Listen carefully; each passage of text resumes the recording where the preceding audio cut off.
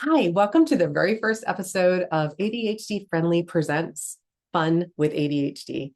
I'm Patty. I am an ADHD coach, and I wanted to use a much more informal platform to share some experiences that can help us to connect what real life ADHD can look like. And I thought I want to change it up and do it in a casual setting. I've got my dogs all snuggled here with me on the sofa, just a simple whiteboard behind me with the title. I've been trying to figure out how to start this for over a year now, which is what I do a lot. I think and I think and I think, but putting it into structure and action is a struggle. But I'm using the new year as motivation. I wanted to do this in January. My goal is to do one every month, not one a week. I just thought if I end the year with 12 of these new structured episodes, I'll be super excited. But honestly, doing this first one is already such a huge win. So let's begin where I plan to, navigate from, and that's a very unstructured, casual, laid back structure. Kind of just winging it. I usually have a lot of notes, and I don't want that. I just want this to be laid back, me and you, and we'll see where it goes. And I'm sure it will look different in 12 months than it does right now. But as with everything, we have to take that first step. So here I am showing up and beginning. I got my idea. If you are a Big Bang Theory fan, this probably looks familiar to you. I was very inspired by the segments they do on that show called Fun with Flags that Sheldon and then later Sheldon and Amy did together. And I just found it so sparkly and so nerdy. I just loved hearing his topics around flags. And I thought, gosh, that would be so much fun to have fun with ADHD and kind of come at it with real life examples that highlight the different executive functions that maybe weren't supporting me in the moment, or how I came around to working through different things. And I just thought, let's just start and find some ways to experiment and play with our ADHD brains that can be overwhelming and frustrating and really difficult at times, but they also can be really fun and creative. And it's a lot of how we're looking at it, what perspective we're looking at it through. And I dressed in one of my favorite ADHD shirts, but I dressed Sheldon style as a nod to the genius of that show with my long sleeve shirt underneath. And I just am starting with the topic that I couldn't stop thinking about. And this was my inspiration to just go ahead and start. It's really simple. We have a notepad hanging in our shower. It's called Aqua Notes, and it's waterproof, and it comes with its own pencil and a little holder connected to the pad. So you can write notes while you're in the shower, which is, kind of perfect for our brain, because often that's where we're having some thoughts where it's like, oh, I need to get milk, or I forgot to call back my sister, or, whatever it is, you can write it and it's a little tear sheet and take it with you. Well, my husband and I have been using it for a while now for games. And, we just do simple little tic-tac-toe. So if you are listening to this, I am very visual. So what I'm going to share is predominantly always going to be visually oriented.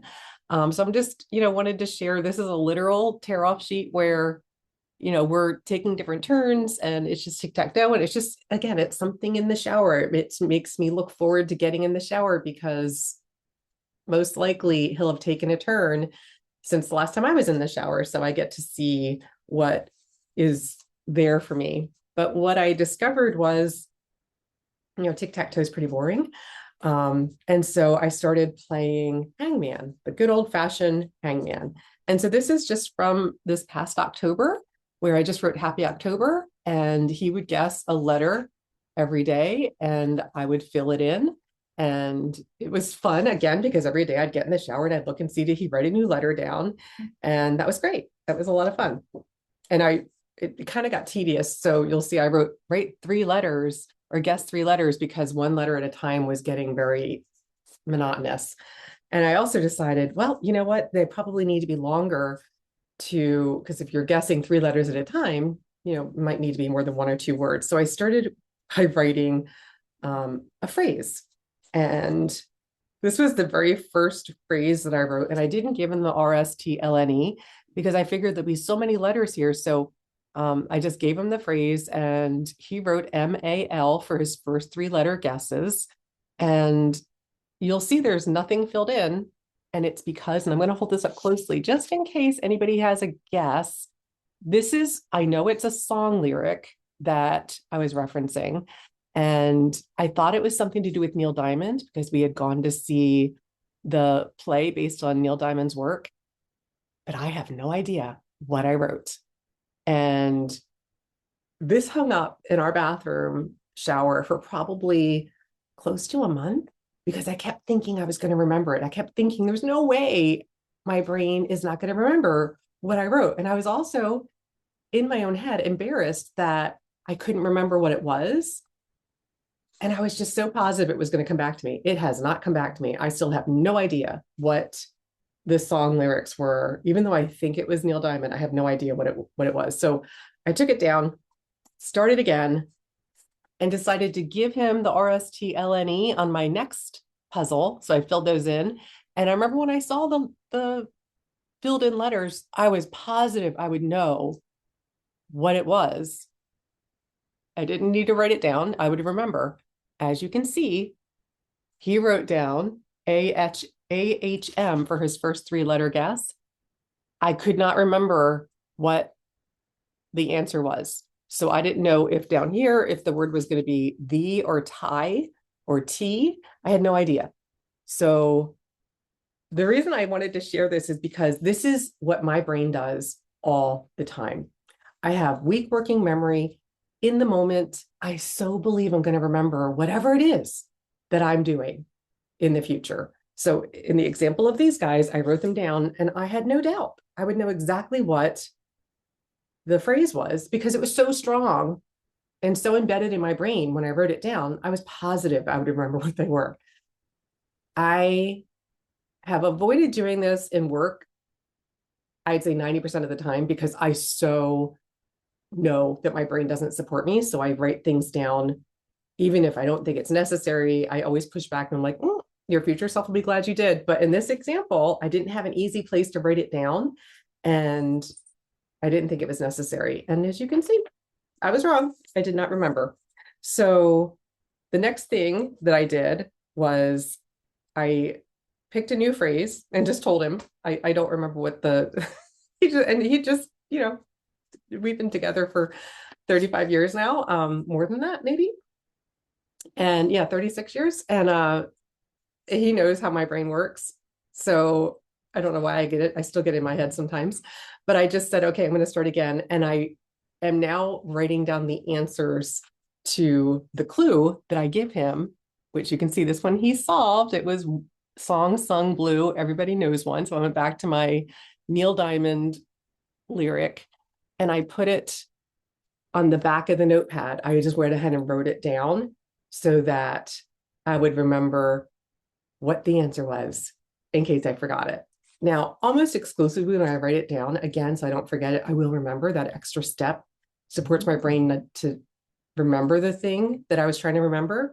But it also calmed my brain down because even when I looked at it, if I wasn't quite sure, I knew I had the answer written down. So my brain stays calm and I'm able to access my memory to be able to recall it with a little bit more ease. Where if I don't have that fail-safe little safety net there, my brain starts to get overwhelmed really quickly that, oh no, I forgot. And all access to my executive functions shuts off because I've become dysregulated and I can't think of anything. I think of it as my deer in the headlights, where it's just the harder I try, the less available it is.